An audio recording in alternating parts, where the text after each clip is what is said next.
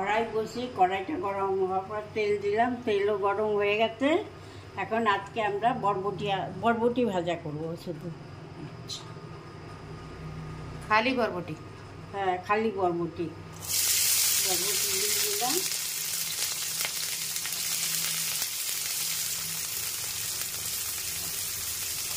এর আগে আমরা বানিয়েছিলাম আলু আর বরবটি ভাজা, আজকে খালি বরবটি। এটার মধ্যে কোনো ফোড়ন না, লাগে না, খালি হলুদ দিয়ে নুন দিয়ে ভাজা। এবং বেগুন ভাজা আলু ভাজা করি অমনি।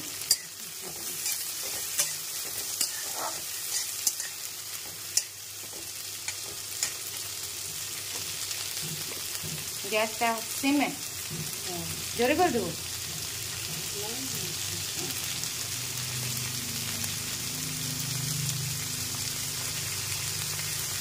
হলুদ দিয়ে দিলাম, এখন নুন দেবো। হলুদ দিয়ে একটু নেড়ে দিই, হলুদ দিয়ে নেড়ে দিলে হলুদটা গায়ে লেগে যায় তরকারি। হ্যাঁ, তারপরে আমরা নুন দিব। নুন দিয়ে দিলাম। এটা কিছু দিয়ে খেতে পারবে না? হ্যাঁ, রুটি দিয়ে, ভাত দিয়ে, পরাঠা দিয়ে, কিছু দিয়েও খেতে পারবে। হ্যাঁ, ভাত দিয়ে তো ভালোই লাগে। এখন আমরা ঢেকে দিয়েছি 5-7 মিনিট থাকবে কিছুক্ষণ। হ্যাঁ, একটু সেদ্ধ হলে ভাজা ভাজা করবো। এই ঢাকনাটা খুলে দিলাম। বরবটিগুলো সেদ্ধ হয়ে গেছে, এখন ভাজা ভাজা করবো। ভাজা ভাজা করে নামিয়ে দেবো। বাস, একদম ঝটপট তৈরি। হ্যাঁ, গ্যাসটা বাড়িয়ে দিলাম। 5 মিনিট হয়ে গেল বরবটি ভাজা। যতক্ষণ লাগে। ভাত, ডাল আর বরবটি ভাজা হলেই হলো।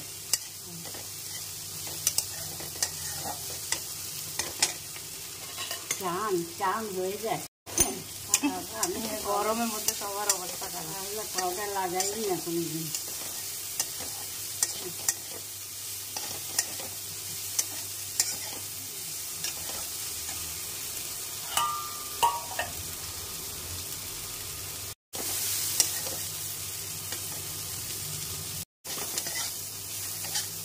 বরবটি ভাজা হয়ে গেছে, এখন গ্যাসটা বন্ধ করে দিল।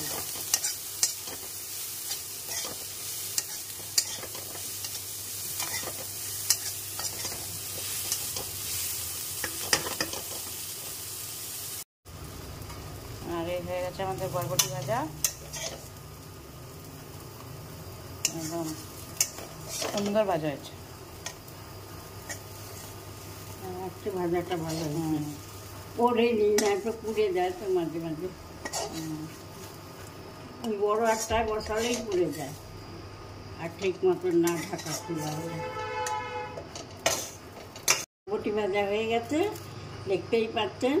এমনি করে বানিয়ে খেয়ে দেখবেন কেমন হয়েছে। ভালো হলে কমেন্ট করে বলবেন। কমেন্ট করে বলবেন। বাই।